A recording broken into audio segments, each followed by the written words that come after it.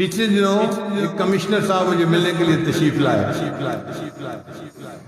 तो मुझे कहने लगे ये मदरसे वाले बेकार बच्चों का क्या करें, हम बहुत परेशान हूं। मैंने कहा आपको किस बात की परेशानी है? कहने लगा कि देखे ना, ये पढ़ लिख के बेकार होते हैं, किसी काम के नहीं होते, न कोई इनमें से डॉक्टर होता है, न कोई इंजीनियर होता है, कमा कुछ नहीं सकते, सोसाइटी के काबिल नहीं होते। हम इतने लाखों तलबा का क्या करें?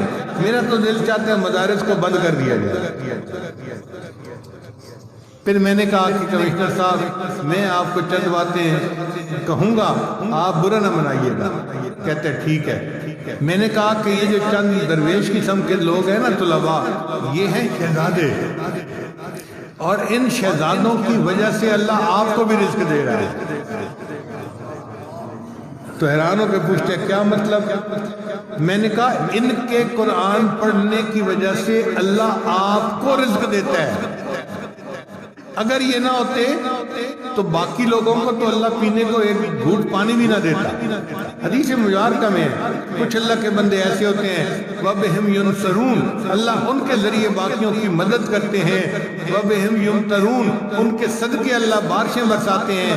वबिहिम युरज़क़ून, और उनकी वजह से अल्लाह बाकियों को भी रिज़्क अता फरमा देते हैं।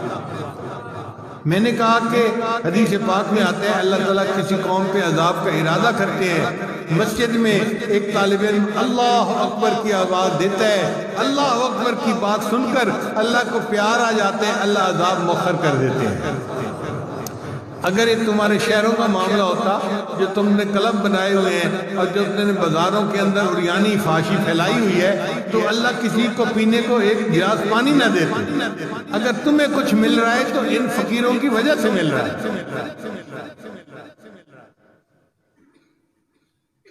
तो अब उनको थोड़ा दिमाग में बात आई।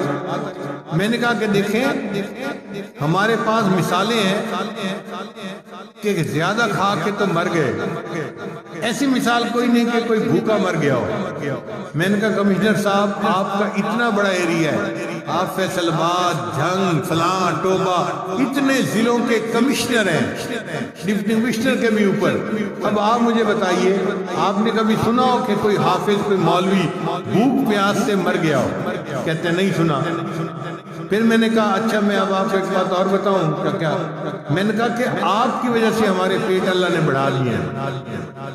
अब ये बात उनकी समझ में नहीं आई। मैंने कहा हमारे पेट अगर लगे होते ना सात कमर के, तो हर किसी ने कहना था बेचारे खाने को मिलता कुछ नहीं, हड्डी बने फिरते हैं। अल्लाह कहते हैं नहीं, ये पानी भी पिएंगे तो मैं इनको मोटा बना दूंगा, ताकि इनकी शक्ल देख के ही पता चल जाए ये बंदा भूखा नहीं हो सकता। मैंने कहा देखो, हमारे पेट तुम्हारी वजह से बड़े हुए हैं, तुम ना मदरसे वालों पे इतराज करते तो अल्लाह हमें भी स्मार्ट बना देते।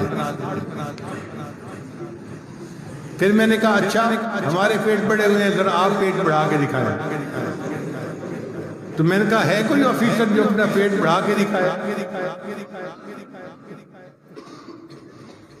फिर मैंने कहा कि देखो, इनका कफील अल्लाह है और अल्लाह इनको खिलाता है और अल्लाह इनके लिए भेजता है। इसीलिए कोई मदरसे वाले किसी गवर्नमेंट के पास नहीं जाते जी कि हम मजबूर हैं, अब आप हमें आपसे इमदाद चाहिए। मैंने कहा अपनी इमदाद रखें अपने पास, हमें बंदों से कुछ नहीं चाहिए, हमें बंदों का परवरदिगार देता है। अलैहिस्सलाहु बिकाफिन अब्दा, क्या अल्लाह अपने बंदे के लिए काफी नहीं है? हम कसम उठा के कहते हैं हमारा अल्लाह हमारे लिए काफी है।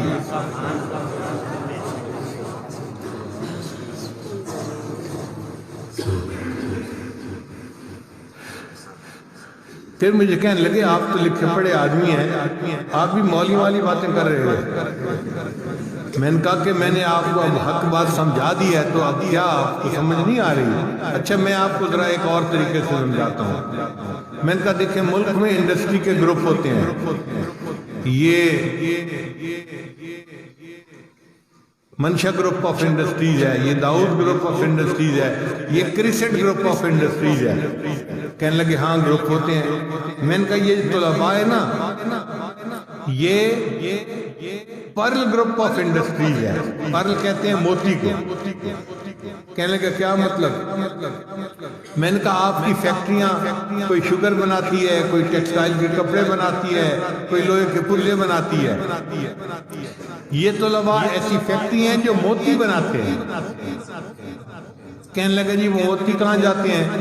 میں نے کہا وہ سارا ایکسپورٹ کا مال ہے، سارا ملک سے باہر چلا جاتا ہے، ملک والوں کو دیتے ہی نہیں ہیں۔ کہنے لگے آپ مذاق کر رہے ہیں پیر صاحب؟ میں نے کہا نہیں، میں مذاق نہیں کر رہا، میں حقیقت بات کر رہا ہوں۔ قسم اٹھا کے کہتا ہوں کہ عرش کے اوپر کے جہان کے لیے ندامت کے آنسو نہیں ہیں، وہاں نہیں ہوتے۔ اللہ کے پاس فرشتے ہیں، وہ عبادت گزار ہے۔ وَمَنْ عِنْدَهُ لَا يَسْتَكْبِرُونَ عَنْ عِبَادَتِهِ وَلَا يَسْتَحْسِرُونَ يُسَبِّحُونَ اللَّيْلَ وَالنَّهَارَ لَا يَفْتُرُونَ۔ صبح و شام اللہ کی عبادت کرتے ہیں، اس میں کوئی افطار نہیں ہوتا، کوئی وقفہ نہیں آتا۔ عبادت بہت ہے عرش کے اوپر کے جہان کے لیے، مگر اس جہان میں ندامت کے آنسو نہیں ہیں۔ تو اس جہان کے لیے یہ امپورٹ کا مال ہے۔ اللہ نے فرشتوں کو متعین کیا ہوا ہے، جاؤ اگر تمہیں کہیں ندامت کے آنسو ملے نا تو اٹھا کے میرے پاس لے آنا۔ اس لیے ہمارے طلباء تہجد کے وقت اٹھتے ہیں، اللہ کے سامنے دو چار آنسو بہا دیتے ہیں۔ یہ آنسو نہیں، یہ موتی کے قطرے ہوتے ہیں۔ یہ پرل فیکٹری ہے جو پرل بنا رہی ہوتی ہے۔ موتی سمجھ کے شان کریمی نے چن لیے، قطرے جو تھے میرے عرق انفعال کے۔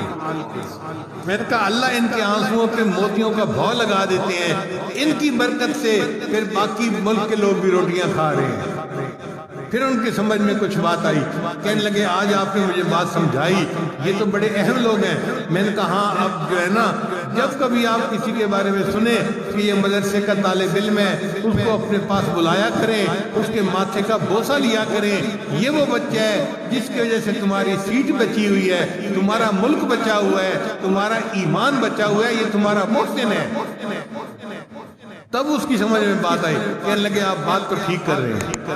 تو الحمدللہ کہ یہ متوکلین ہیں، اللہ ان کو خود رزق پہنچاتا ہے۔